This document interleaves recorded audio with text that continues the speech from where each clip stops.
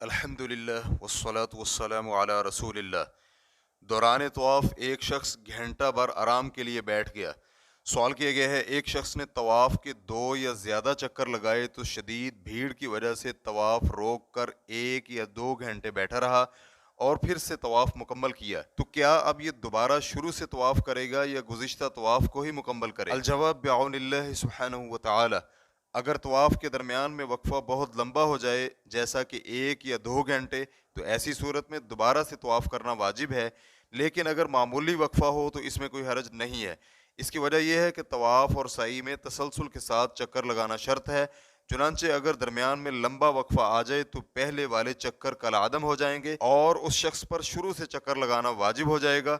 لیکن اگر وقفہ زیادہ لمبا نہ ہو، مثلا 2 یا 3 منٹ کے لیے بیٹھتا ہے پھر طواف مکمل کر لیتا ہے، تو اس میں کوئی حرج نہیں ہے۔ ریفرنس کے لیے دیکھیے مجموع فتاوی ابن عثیمین جلد نمبر 22 صفحہ نمبر 293۔ واللہ تعالی اعلم۔